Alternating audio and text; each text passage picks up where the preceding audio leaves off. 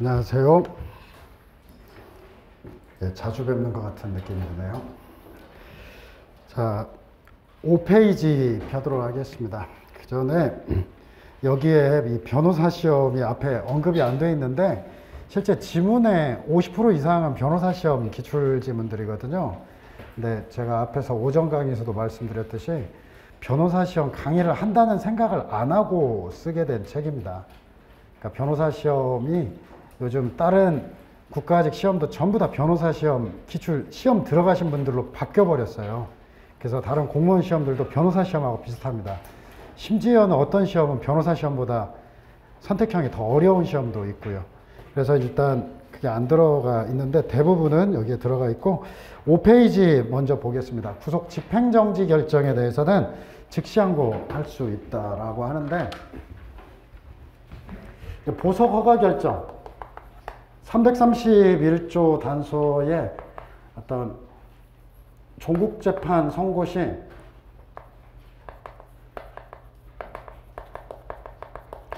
형의 당연실효, 구속의 당연실효, 그 다음에 이제 구속 집행정지 이 부분에 있어서 이제 즉시항고 규정들이 있었는데 이 즉시항고 규정들이 이제 위헌 선언이 됩니다. 위헌이 선언이 될 때는 헌법에서도 사실은 두 가지 구조밖에 없어요. 90% 이상은 과잉금지의 원칙, 그리고 일부는 이제 사법권을 침해한다라고 하는 문제인데 이게 이제 법원은 석방을 하는 건데 법원은 석방을 명하게 되는 건데 검사가 즉시항고를 하게 되면 결과적으로 검사 의견을 우선시하기 때문에 이 부분은 적법 절차 원칙을 침해해서 이제 위헌이다라고 하는 거고, 이에 대해서 3번에 보면은 구속 취소 결정에 대한 즉시항고가 여전히 남아 있고요.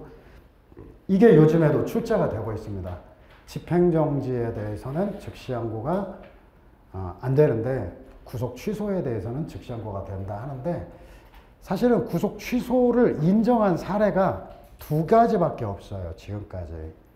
구속 취소는 구속의 적법 여부를 따지는 건데 실제 보니까 두 가지 상황에서 미결구금 일수가 이미 초과된 게 명백한 때, 두 번째로는 미결구금 일수가 최장 8일밖에 안 남았다는 것은 과거 재정통산 시절이에요. 이것도 이미 미결구금이 산입된 거예요.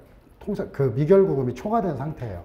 그러면 여러분들이 검사라면 어차피 형집행이 하루도 안 남았는데 이 부분 불복을 하기가 좀 애매해요. 그래서 실제로는 구속 취소를 법원이 내보내주면 이에 대해서 불복을 할 건데 구속 취소를 안 내보내준다 이 말이에요. 그래서 사건성이 없어가지고 이가 아직 헌법재판소에 심리를 안 받은 것 뿐이에요. 그래서 구속 취소는 똑같이 위헌성이 있다라고 하는 거. 그리고 이제 즉시항고와 관련해서 집행정지효가 있는 게 원칙이라는 게 6번인데 바로 기피에 대한 간이기각, 그 다음에 증인의 출석 의무와 관련해서 이 151조에서 과태료, 감치, 그 다음 소송비용 부담 등이 있는데 이에 대한 즉시항고에는 집행정지효가 없고 더하여서 최근에 판례가 해석상 하나를 추가를 했죠. 본래 보통항고의 대상이 되는 것. 이 부분에 대해선 재항고는 집행정지효가 없다라고 하는 건데 예를 들면은 415조의 이제 재항고를 보게 되면 대법원에 제기하는 즉시항고다 이 말이에요.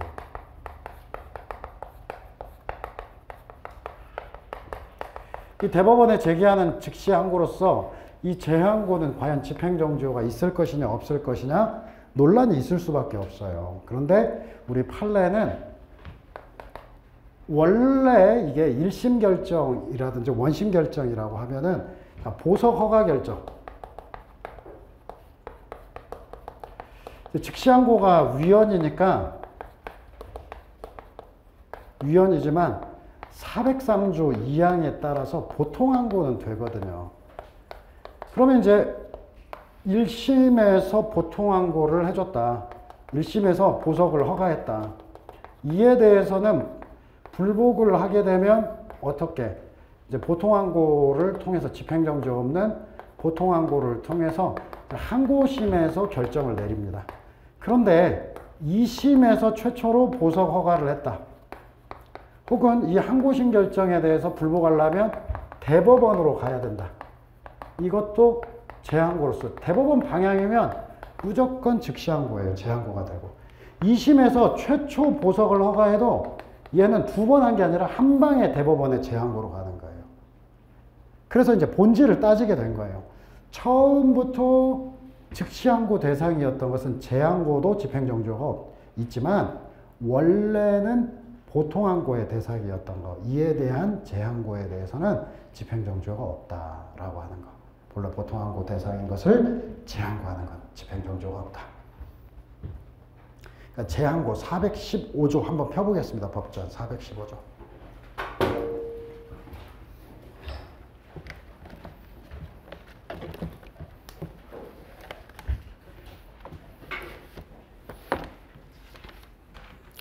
자, 항고법원, 고등법원의 결정에 대해서 재판에 영향을 미쳐 헌법범죄 명령규칙 위반이 있음을 이유로 대법원에 즉시 항고할 수 있는데 이게 재항고고 거기 위에다가 우리 판례는 항고법원과 고등법원 이외에 우리 판례는 항소법원의 결정도 포함됩니다.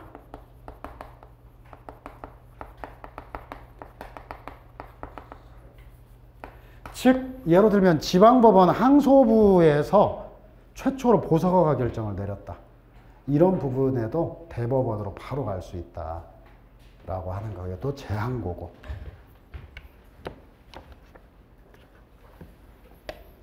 뭐 4페이지에 1번 피의자의 무죄 추정권은 헌법에 명시 안 된 거 시험에 아주 유명하게 많이 나오는 거예요. 피고인의 것만 규정이 돼 있고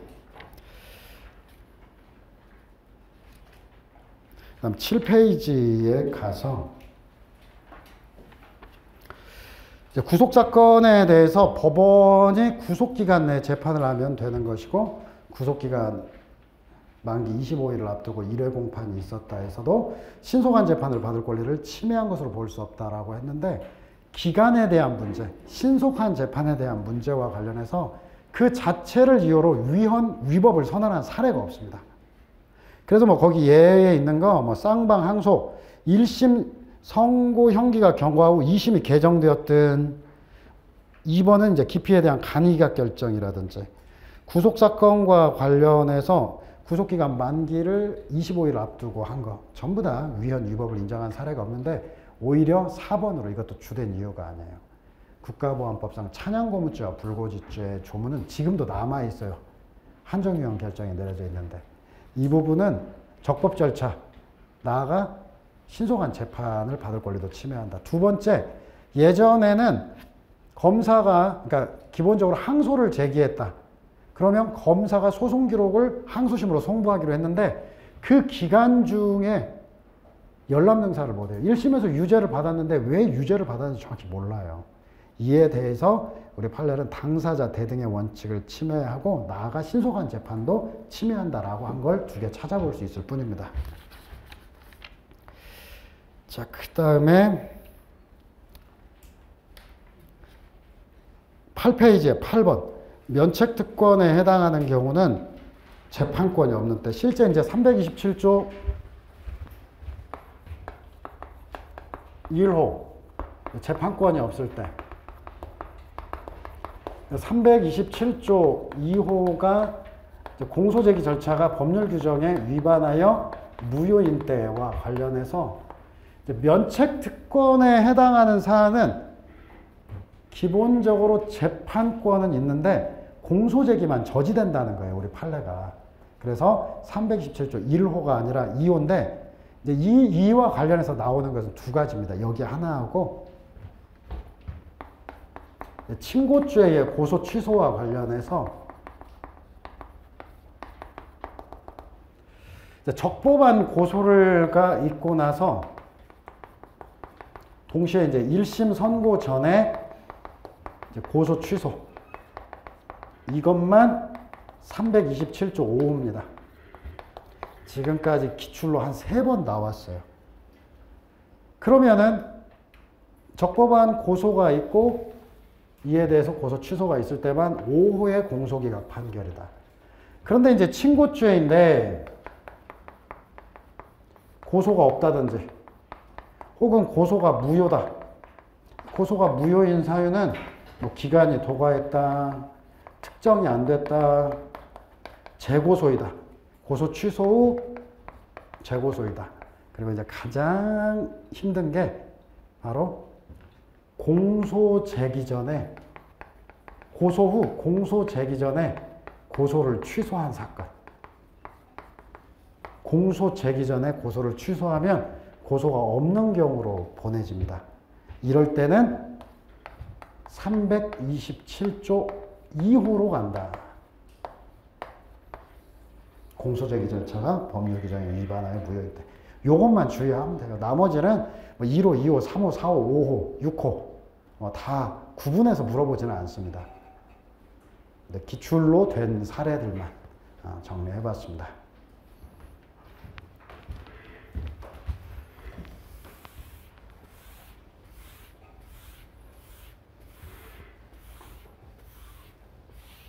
전통적으로 선택형에 대해서 강의하면은 강의도 안 듣고 집중도가 상당히 떨어졌어요. 근데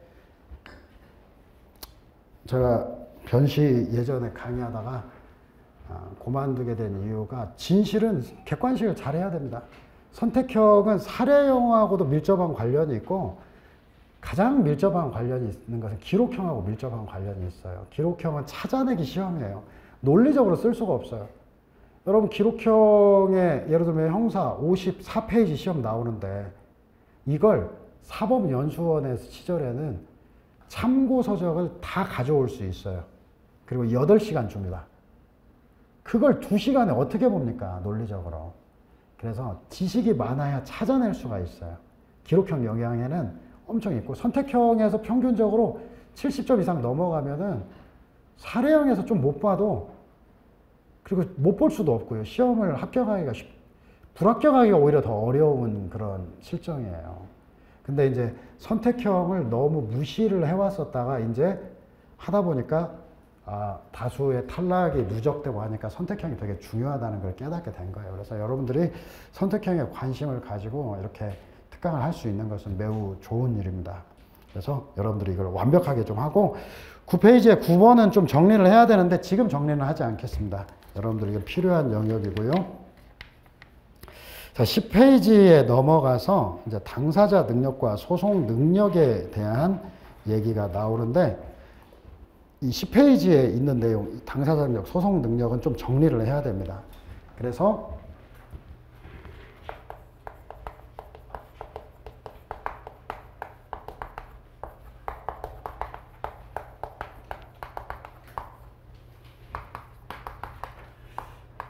변론 능력은 쉽게 나오는 것 같아요. 그리고 형사소송에서 변론 능력은 크게 중요하지 않습니다. 상고심에서는 변호사 자격을 가진 변호인만 변론할 수 있다. 이게 다예요. 근데 이제 문제는 당사자 능력과 소송 능력인데 이렇게 너 죽을래? 까불면은 당사자 능력 소멸할래? 소멸하고 싶어? 같은 말이다. 당사자 능력이 소멸된다는 것은 피고인이 사망한다는 겁니다. 그래서 당사자 능력은 자연인 법인에게 있어요.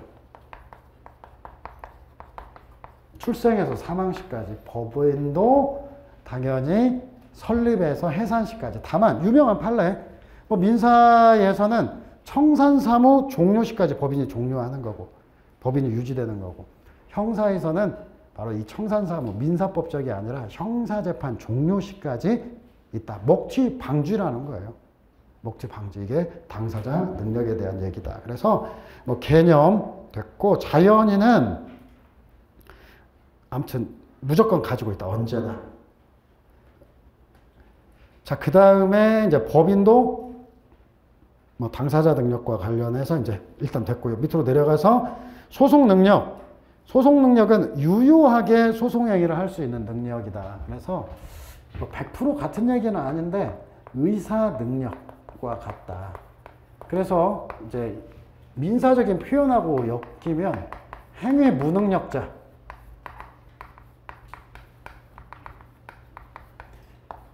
이제 성인, 미성년자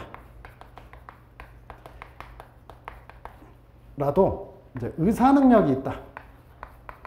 의사 능력이 있는 행위 무능력자와 관련해서는 민사는 법정 대리인이 대리하고 법정 대리인의 동의가 필요하고 법정 대리인이 취소해야 되지만 형사에서는 통상적으로 고유권 관계다 얘기를 해요.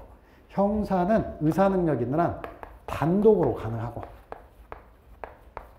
그 다음에 법정 대리인이 뭐 취소한다거나 동의가 있어야 되는 것은 아니다라고 하는데 원래는 간단합니다. 민사사건은 결과적으로는 부모의 돈이 문제가 아니겠습니까? 부모가 나중에 가서 손해배상해야 되고 부모의 돈이다. 그러나 형사사건은 범죄 피해도 미성년자가 받고 그 다음에 형사사건에 있어서 처벌도 미성년자가 받는 거예요. 그러니까 법익침해의 주체인 미성년자가 단독으로 결정하게 돼 있는데요. 이와 관련해서 중요한 조문이 하나가 있는데 바로 형사소송법 26조에 조문이 하나 빠졌네요. 밑에 다음 페이지 26조 1. 형법상 책임능력에 관한 규정을 적용받지 않는 범죄사건 피고인의 의사능력이 없을 때 법정 대리인이 그래서 26조인데 자 26조를 한번 펴보겠습니다.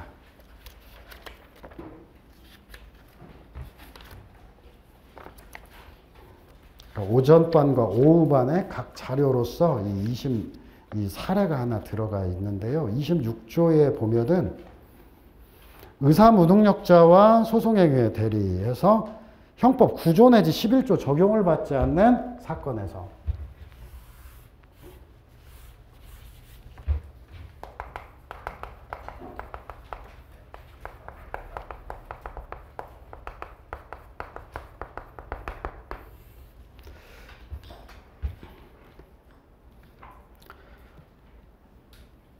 피고인 또는 피의자에게 의사능력이 없으면 법정 대리인이 대리한다. 피고인 피의자에게 의사능력이 없으면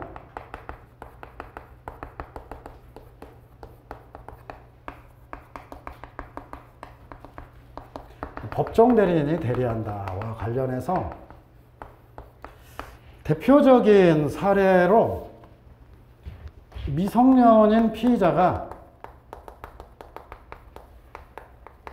주취, 만취 상태로 의식불명입니다.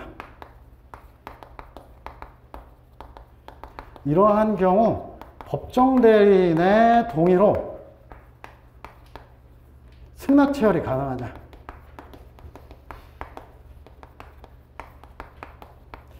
일단은 이제 승낙체열은 임의수사로 보게 되는데 그러나 체열이라고 하는 것은 처분이 불가능한 신체를 침해하는 내용이에요. 그래서 이 처분이 안 된다. 그래서 원칙적으로 피처분자의 동의가 필요합니다. 그런데 이제 이 사람이 만취 상태이니까 의식도 불명된다. 법정 대리인이 동의할 수 있는 거 아니냐. 그럼 보통은 어떻게 돼요? 그냥 객관식으로 법정 대리인의 동의만으로는 안 된다. 의사능력이 있든 의사능력이 없든 본인이 동의해야 된다. 이유는 뭔데요? 이 이유를 쓰는 게 점수를 곱하기 2로 만드는 거예요. 26조 때문에 그래요. 26조는 금방 뭐라고 했어요? 형법 9조 내지 11조가 적용되지 않는 사건. 여러분 형법 9조 내지 11조가 적용되지 않는 사건은 대표적으로 형사 미성년자 등도 처벌되는 범죄입니다. 대표적으로 조세범처벌법.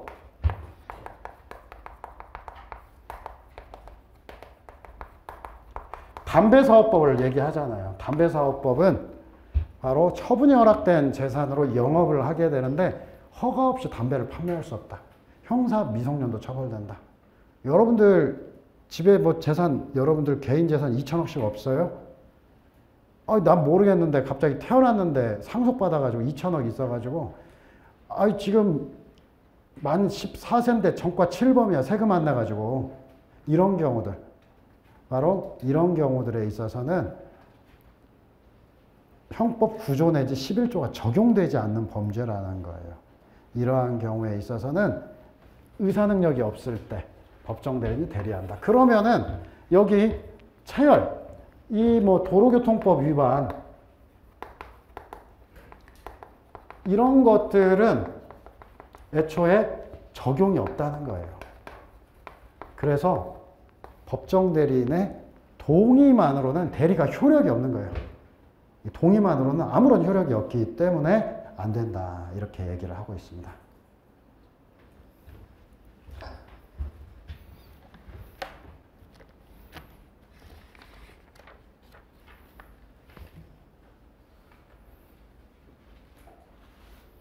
사실 3, 40분씩 해가지고 얼마나 알겠습니까? 얼마나 알겠습니까? 그래서 내용보다는 좀 체크인데 오히려 이제 여러분들이 어려워하는 영역을 알아요. 수사나 증거 파트는 주관식도 해가면서 오히려 조금 따라올 수 있어요. 근데 상소 파트, 쥐약이죠. 선택형의 공판 파트가 한 2개나 3개 정도인데 2개 정도. 뭐 공판 파트에서도 자주 나오는 것 정도는 하겠습니다. 그래서 여기 앞에 소송행위 편은 잘 모르기 때문에 조금 신경을 좀 쓰고 있습니다. 앞에 관할 막 이런 거 나오면 찢어버리고 싶죠. 안 나왔으면 바라는데 모든 사람의 기대입니다. 자, 넘어가서 이제 성명 모용 소송, 위장 출석까지는 설명하지 않겠습니다. 바로 이제 위장 자수에 대한 설명을 드리겠는데요. 위장 자수는 성명 모용이나 위장 출석과 달리 갑이 진범인데 을이 내가 범인이다라고 해서 나서는 사건이에요.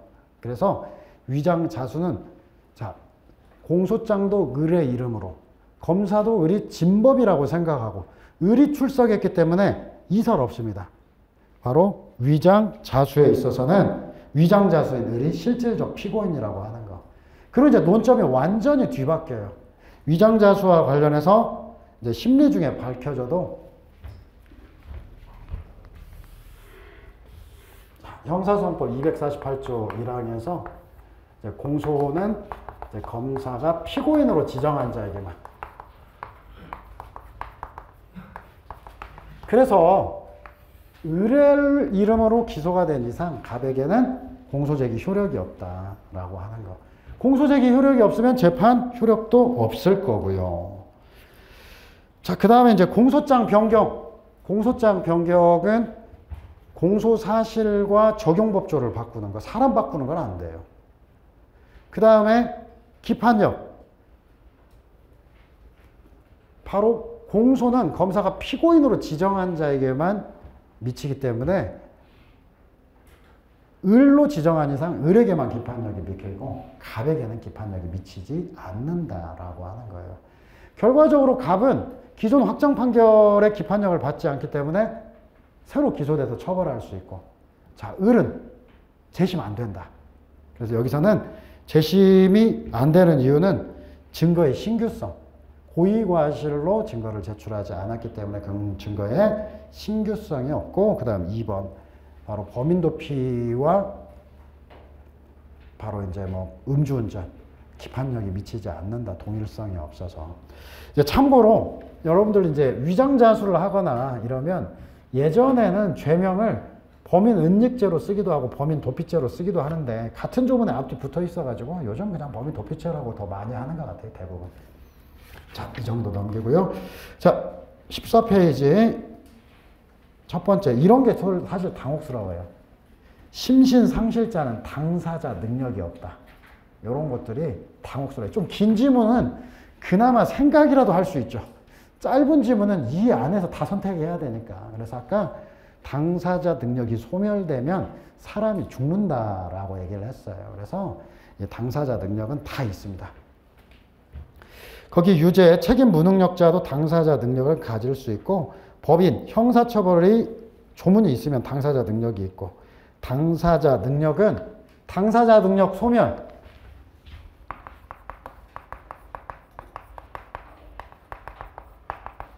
이거 공소기각 결정 사유입니다.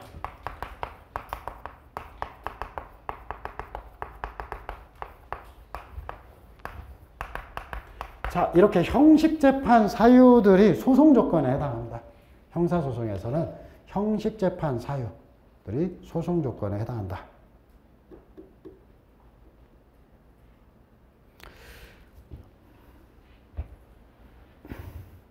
근데 이제 더 어려운 질문이, 이건 법전협 시험에서 나왔는데, 소송 능력은 소송 조건이다. 틀린 지문이다. 소송 능력은 소송 조건이 아니다. 예를 들면은 어떤 사람이 심신상실이에요. 도중에.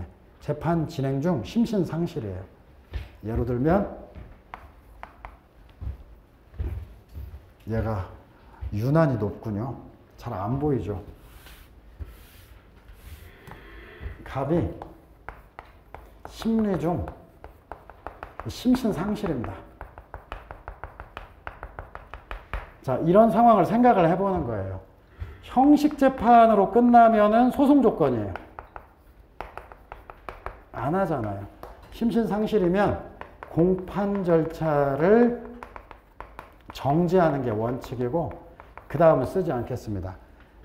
공판 절차, 심신상실이 회복될 때까지 정지하고, 만약에 이런 경우에 이제 법정 대리인이 있으면 법정 대리인이 대리하고, 법정 대리인이 없으면 특별 대리인을 선임하고, 다만 무죄, 면소, 형의 면제, 공소기각이 명백하면 예외적으로 피고인의 출석 없이 심리한다, 이렇게 가요. 그러니까 뭐 그거 다 빼고 일단은 정지했다가 진행한다라고 하는 거.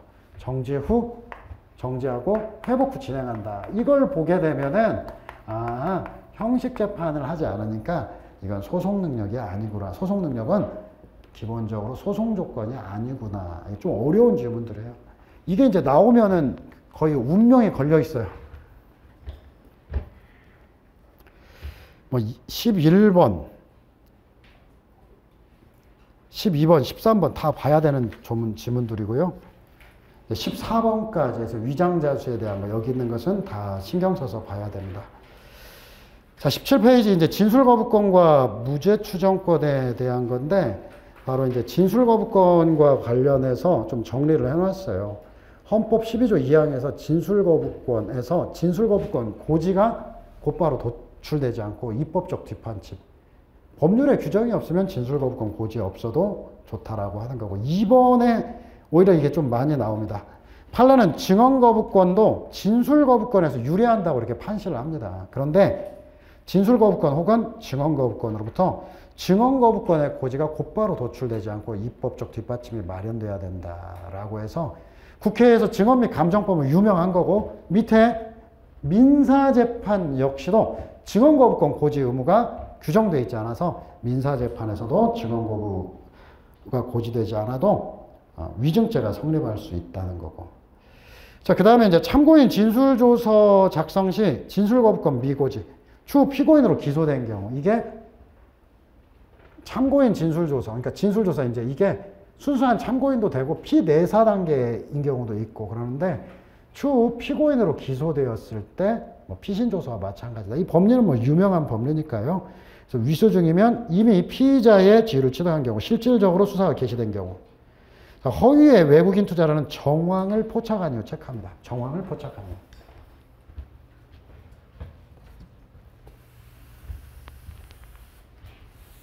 사례에서 뭐뭐라는 정황을 포착했다.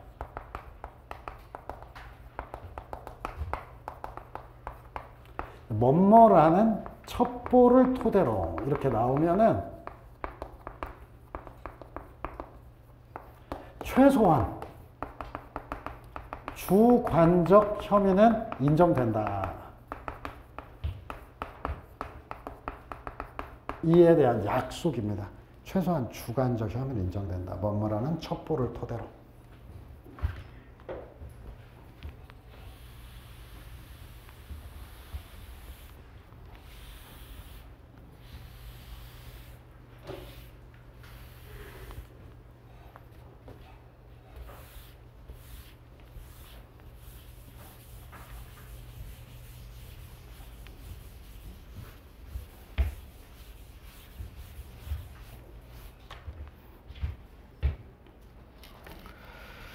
자, 그 다음에 많이 나오니까 4번에 진술거부권 행사와 관련해서 원칙적으로 다른 말이 없을 때는 가중적 양형 조건으로 쓸 수 없다가 맞는 말이지만 객관적이고 명백한 증거가 존재함에도 진실 발견을 적극적으로 숨기거나 법원을 오도하려는 시도에 기인한 경우 이게 꼭 나와야 돼. 이게 나오면 예외적으로 가중적 양형 조건으로 사용할 수 있다.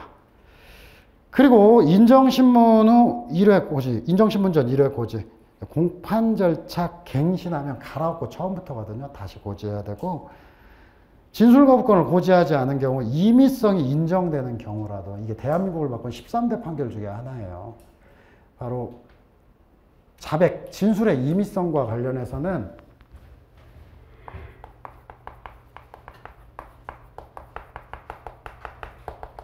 고문 등이 존재해도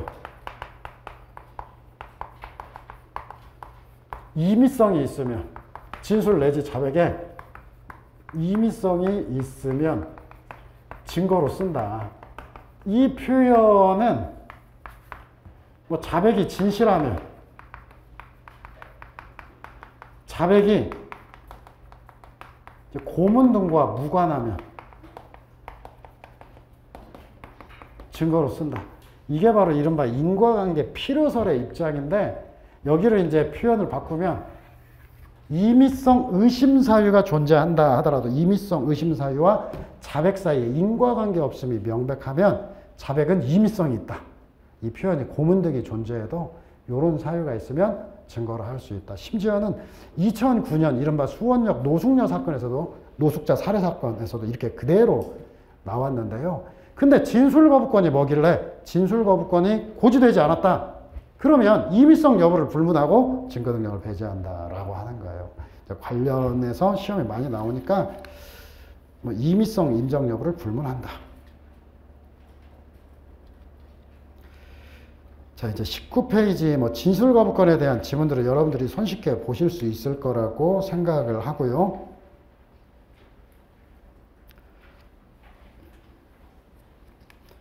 (21페이지) 24번 지문 하나만. 23번 같은 경우 유죄를 선고받은 피고인은 선고가 아니라 확정 전까지 무죄로 추정되는 거 헌법에도 많이 나오니까. 근데 24번 지문, 직권주의 소송구조를 전제로 거증 책임을 부정하는 견해, 무죄 추정의 원칙을 인정하지 않는다라고 하는데 이게 이제 무슨 의미냐면은 거증 책임 부정설이 있어요. 근데 고려대학교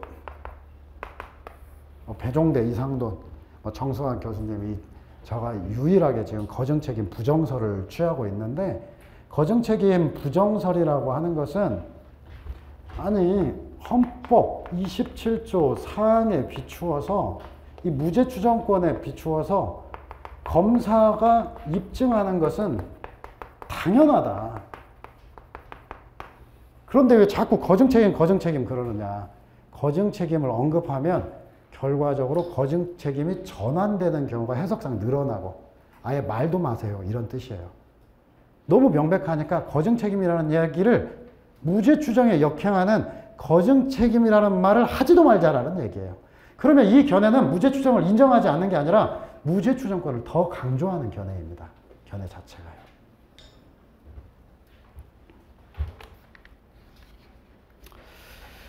자, 그 다음 22페이지 검사에 대한 것은 23페이지 한번 보겠습니다. 23페이지 검사의 소송법에서 최근에 바뀐 게 이제 검사의 수사 범위 1번 부경경, 부패, 경제, 경찰 공무원에 관한 범죄인데 사실 이게 바뀌기 전에도 경제범죄에 이제 마약 범죄가 여기 들어가요. 검사의 수사 개시에 관한 규정에 보면은 검사가 개시할 수 있는 범죄에 대해서 죄명이 7페이지까지 써 있어요. 즉 대부분 다 수사를 개시할 수 있게끔 만들어 놨어요. 근데 이렇게 부패와 경제범죄로 줄였는데 그 전에도 경제범죄 안에 마약범죄는 포함되어 있어요. 그래서 이제 언론에서 법이 개정이 돼가지고 마약 수사를 못하게 됐다는 것은 전혀 팩트는 아니죠. 왜냐하면 마약 수사는 경제범죄로서 예전부터 이어져 왔던 것 중에 하나입니다. 자, 두 번째, 사경으로부터 송치받은 사건은 동일성이 인정되지 않는 범위 내에서만 수사가 가능하고, 그 다음 자기 자신이 게시한 범위 내에서 공소 제기할 수 없다는 거. 단 사경이 송치한 사건은 예외고, 네 번째, 검사의 수사 지휘권은 검찰청 직원과 특사경. 그리고 수사 종결권은 검사만이 가지는 게 원칙이고, 뭐 공수처가 수사를 해도 마찬가지인데 예외적으로 공수처법이 정한 고위공직자 범죄 중에 조문은 이제 검찰총장, 검사, 대법원장, 대법관, 판사, 그다음에 경찰 공무원이 범한 고위공직자 범죄에 대해서만 수사처 검사가 공소제기 유지권을 담당한다는 정도고요. 자, 24페이지 넘어가서 뭐 헌법에도 나올 것 같은데 28번 뭐 법무부 장관은 검찰총장만 지휘, 감독하게 돼 있죠. 그 다음에 29번 피해자인 검사가 수사에 관여하거나 압수수색영장 집행에 참여한 검사가 다시 수사에 관여했다 하더라도 위법이라 할 수 없다 하고, 이 판례를 찾아보면은 근거 조문으로 17, 18, 24조. 그러니까 제척 기피 회피가 제시가 되어 있습니다. 그래서 이 조문은 판례는 검사에게 제척 기피 회피가 인정이 안 된다. 즉 검사 동일체 원칙을 근거로 이걸 근거로 한다. 그래서 검사에는 제척 기피 회피가 인정되지 않고, 검사는 한 몸이니까 범죄 피해자인 검사가 계속 수사를 진행하고 수사에 관여했다 하더라도 그 수사가 위법이라 할 수 없다는 게 우리 판례고요.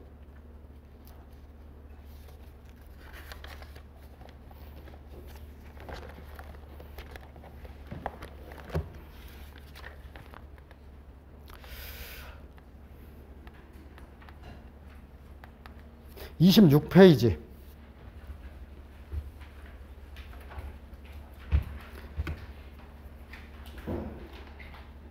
제가 참고로 내일은 여기 못 나옵니다. 못 나와서 사실 다른 쪽에 수업이 많았는데 전부 다 뺐는데 하나는 못 빼겠어요 가지고 하나는 못 뺐습니다. 그래서 내일은 선택형을 특별히 안 할 거고, 그 다음에 오후반도 좀 동영상으로 제가 이거 수업 끝나고 찍고 갈 거예요. 미리 좀 양해 좀 해주시기 바라고요. 자, 이제 26페이지 재판권과 관할과 관련해서 일단 군사법원에 대한 문제예요. 여기 있는 건 시험에 꽤 많이 나오는데, 우리가 헌법에서 군사법원을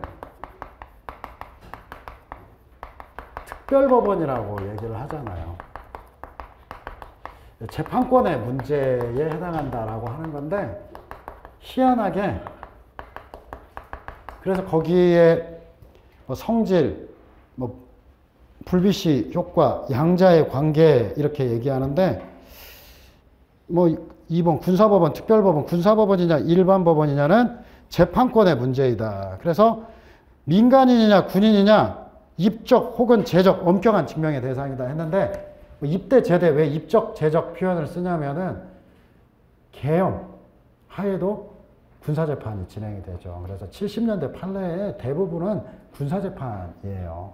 왜냐하면 비상조치, 계엄 이렇게 해서 전부 다 군사재판인데, 바로 밑에 2번 재판권의 문제이나 왜 관할에 준하냐. 실제 학자들도 너무나 군사재판을 남발하니까 군사재판은 재판권의 문제로서 재판권 없는 군사법원에서 함부로 재판을 하지 말라라고 하는 의미의 재판권의 문제라고 해요. 근데 관할과 같이 우리가 미국에서 있던 사건 한국으로 보내면 소송행위가 유효합니까?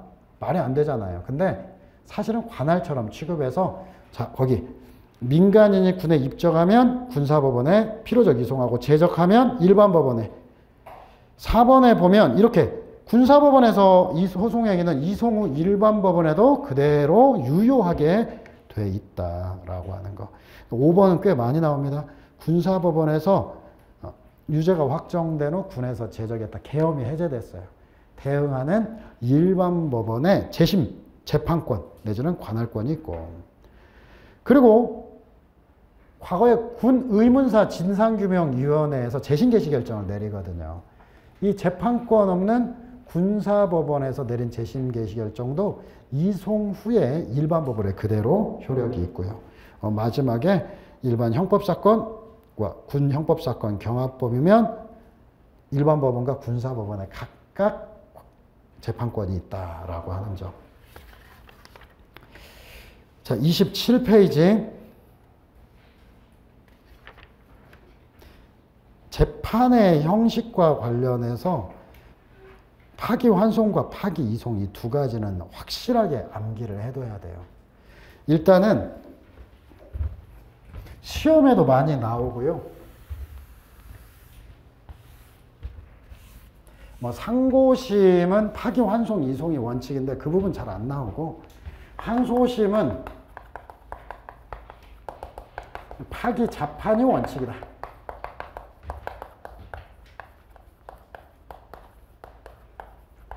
자, 그 다음에 이제 예외적으로 파기 환송과 파기 이송이 있는데, 367조 파기 이송. 질문은 많이 하는데 실제 시험도 많이 나오지도 않아요. 거기 밑에 보겠습니다.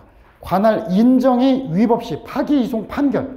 관할과 관련해서 웬만하면 결정으로 끝나는데, 파기 환송과 파기 이송은 판결입니다. 재판 형태가. 이인이라고 외우라고 했어요. 그리고 관할 인정이 위법하다는 게 어떤 거냐.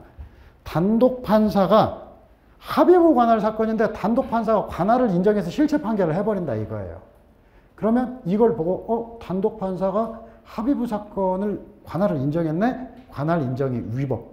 파기 이송. 관할권 있는 합의부를 이송해야 됩니다. 항소심은. 자, 그러면 파기 환송 판결은 관할 위반이나 항소기각 판결이 위법 시 관할 위반 이외에도 공소기각 판결이 하나 들어가요. 그래서 2번 1심 단독 판사가 단독 사건임에도 불구하고 합의부로 오인해서 관할 위반 판결을 선고했다. 실질적으로 실체 심리가 하나도 안 된 거예요. 그러면 항소심에서 예외적으로 이건 너네가 관할권이 있다. 혹은 앞에 공소기각 판결이 위법 시에는 1심이 공소기각 판결을 했는데 니네가 왜 공소기각 판결을 했느냐 다시 심리하라고 예외적인 파기 환송이 있어요. 이쪽은 두 문자를 안 따는 게 두 문자를 함께 따면 엄청 헷갈려요. 관할 위반이 위법 시 파기 환송 위환. 근데 아래도 보면 관할 인정이 위법 시 인도 있고 위도 있고 이인 하나만 외워두세요. 이인 하나만. 인자 없으면은 파기 환송 판결이 있다는 거 알아두시고. 자, 다음 페이지 토지관할. 토지관할까지만 보겠습니다. 토지관할까지만 보고 이게 제가 다시 말씀드린데 앞쪽과 뒤쪽에 설명을 많이 할 겁니다. 상소 이유 가운데는 좀 체크하고 특별히 여러분들이 그냥 봐서는 문제를 해도 갈 수 없는 것들 이런 것에들 좀 설명을 드리고 이제 지금 지문도 이런 거 꼭 봐야 된다라고 얘기하니까 그 지문 위주로 보라고 체크를 할 거예요. 자, 토지관할과 관련해서 2번 지방법원 본원과 지원은 토지관할에서는 엄연히 다른 법원이라고 하는 거. 그리고 3번 토지관할은 피고사건 진술선 주상을 해야 되고 주장이 없으면 하자가 치유되는 유일한 상대적 소송 조건이고, 바로 토지관할은 공소제기 시 무엇보다도 토지관할, 관할 위반은 소송행위의 효력이 없다. 2조에 있어요. 그래서 다른 재판은 종국재판이 일단 선고가 되면 구속영장에 실효가 되는데 관할 위반은 만세 부르면 바보입니다. 왜? 연이어서 구속의 효력이 유지가 돼요. 2조에 따라서. 자, 그 다음에 결정기준 현 주거범인데 거기 해설에 피고인의 주소, 거소 현재지 피해자가 아니에요. 전형적인 수법. 우리가 객관식은 여러분들이 이제 앞으로 OX들을 보잖아요. 틀린 부분을 다 체크해 두셔야 돼요. 왜냐하면 자, 내용은 알아도 어디가 문제로 삼을 것인가 인식이 없어서 문제로 못 보는 경우가 많아요. 근데 하나의 지문을 바꿀 수 있는 것은 한계가 있어요. 이다 아니다. 뭐 기가 그리고 뭘 바꾼다든지 뭐 헌법에서 기본권을 바꾼다든지 정해져 있고 그 안에서 바뀌니까 그 부분을 체크해 놓으면 아무리 긴 지문이라도 바로바로 볼 수가 있어요. 자, 그 다음에 뭐 이 정도 선이고 오히려 3번 주소냐 거소는 민법에 의한다고 하는데 실무상 주민등록지를 주소로 봅니다. 실무상으로는요. 그리고 사실상 계속 거주하는 데를 거소로 보고 등록기준지 체크해서 이 본적 개념 등록기준지는 토지 관할에 속하지가 않아요.